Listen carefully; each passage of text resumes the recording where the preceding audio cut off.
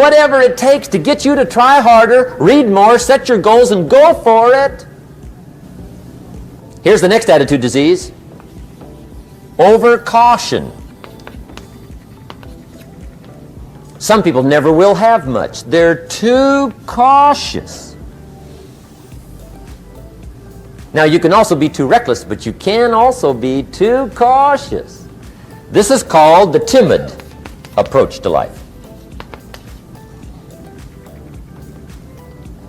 And my caution was always the risk. Risk used to drive me right up the wall. I used to say, what if this happens? It's called the language of the poor. What if this happens? And on top of that, if this was to happen, look at the fix I'd be in. I better not try. I could always ace myself out. Then I'll tell you what changed my whole life when I finally discovered it's all risky. The minute you were born, it got risky. If you think trying is risky, wait till they hand you the bill for not trying. If you think investing is risky, wait till you get the tab for not investing. See, it's all risky. Getting married is risky. Having children is risky. Going into business is risky. Investing your money is risky. It's all risky. I'll tell you how risky life is. You're not going to get out alive. That's risky. The Englishman says, well, if that's the way it's going to work out, let's give it a go. Right, that's what it's for. Give it a go. Somebody says, yeah, but I'm looking for safety and security. Fine, then huddle in a corner. We'll cover you with a sheet, bring you 3 meals a day. And we'll protect you, feed you, look after you, care for you. We won't let anything happen to you, and you'll probably live to be 100. The guy said, well, yeah, I'd live to be 100. But what a way to live. Right. What a way to live, safe and secure. Don't ask for security. Ask for adventure. Better to live 30 years full of adventure than 100 years safe in the corner. And see, it's not important how long you live. What's important is how you live. Here's the next attitude disease. We're almost through with this motley list. In fact, we're almost through. Hang on. The next one is pessimism. Pessimism, the deadly disease of always looking on the bad side, the problem side, the difficult side, checking all the reasons why it can't be done. The poor pessimist leads an ugly life. He doesn't try to figure out what's right. He tries to figure out what's wrong. He doesn't look for virtue. He looks for faults. And when he finds them, he's delighted. How ugly. This is the poor guy who looks through the window, doesn't see the sunset. He sees the specks on the window.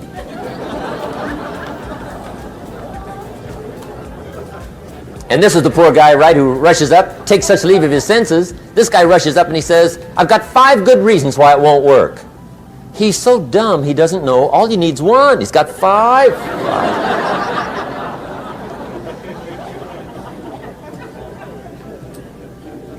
To the pessimist, the glass is always half empty. To the optimist, the glass is half full. Why would the same measure affect people 2 different ways? Answer, it all depends on how you look at it. Our lives are mostly affected by the way we think things are, not the way they are. The way we think they are affects us most.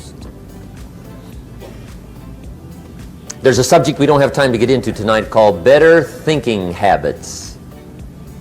One of the major things Shove taught me when I met him, he said, poor thinking habits keeps most people poor. Not poor working habits. Most people work hard, but they don't think hard. And Shove taught me that the mind is like a factory, a mental factory. And whatever you think about all day long pours ingredients into this mental factory. And that's what builds the economic, social, financial fabric of your life. He quoted me a Bible phrase that says, as you think, so you become. How awesome. When he talked about poor thinking habits, he had me. I used to start the day reading the morning newspaper. I mean, you can believe that or not. I'd get a cup of coffee and read the paper. I'd load up on wars and riots and murders and stabbings and killings and bank robberies and muggings and car wrecks and tragedies. I'd even read the back pages. I seem to like that stuff for some weird reason. I'd load up on all that, and then I'd start the day. You can imagine the kind of days I used to have. You walk around on your financial knees. They call you economic peewee.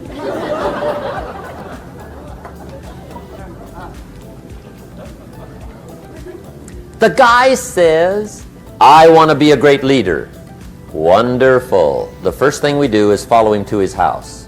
When we get there, we walk in and check his library, number one. Somebody says, well, why check his library?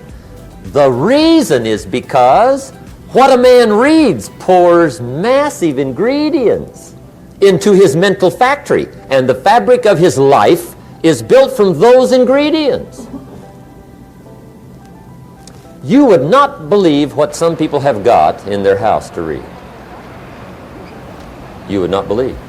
One of the best dressed up words I know for a lot of it is trash. Can you imagine dumping a barrel of trash into this mental factory every day and coming out with a rich, dynamic, positive life? It can't be done. You might as well try making a cake with cement. The kids back in Danbury, Connecticut, high school, they're asking me questions one day. I'm talking to the kids. Kids got good questions these days. One of them said to me, Mr. Rohn, how do you build the good life? I said, it's simple. It's not easy, but it's simple. Here's how you build anything. Select the right ingredients, keep out the wrong ingredients, and it starts with thought. Everything starts with thought. So you must be wise and careful what you think about, because that starts everything. You got to be wise and careful. I asked the kids, what would happen if somebody dropped sugar in my coffee? They said, well, you'd be okay. I said, what if somebody dropped strychnine in my coffee? They said, well, you'd be dead. I said, correct. Lesson 1. Life is both sugar and strychnine. You gotta be careful.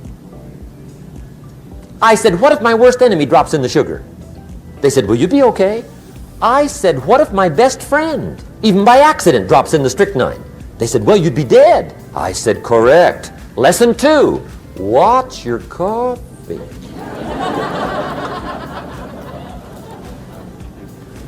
You got to be careful. See, it doesn't matter who hands you the bad stuff. It doesn't matter where you get the bad stuff. It'll still do its damage on your bank account, wherever you get it. Mr. Schoaf gave me one of the greatest phrases when I first met him when he said, Jim, every day stand guard at the door of your mind. How important. Stand guard at the door of your mind. And you decide what goes into your mental factory. Don't let anybody just dump anything they want to in your mental factory, because you've got to live with the results. Okay, here's the last disease, and we're through with this list. In fact, we're almost through. Hang on. The last subject is very brief. The last disease, but this one is deadly. Engage in this one, indulge in it even slightly, and you might as well forget the future, because it's going to forget you. Complaining, crying, whining, griping, a Bible word called murmuring. See, that'll ace your future. Spend 5 minutes complaining, and you have wasted 5. And you may have begun what's known as economic cancer of the bone. Surely they will soon haul you off into a financial desert and there let you choke on the dust of your own regret. I hope I said that well, so you won't forget. It's a deadly disease. If you don't think it's bad, ask the children of Israel of Old Testament fame. Typical of us all, their story just happened to get in the book. Story says, children of Israel were slaves. God performed a series of dazzling miracles and got them out. And now they're heading for the promised land. Remember the story? Heading for the promised land. Tragedy of the story, they never got there. Reason. From day one, they started to complain. They griped about the water. They griped about the weather. They whined and cried and griped about the food. They griped about the leadership. They whined and cried because it was too far, too cold, too hot, too difficult, too miserable. I mean, they whined and cried for years. Finally, God said, I've had it, trip canceled. Or something like that. The story says they died in the desert, never got to the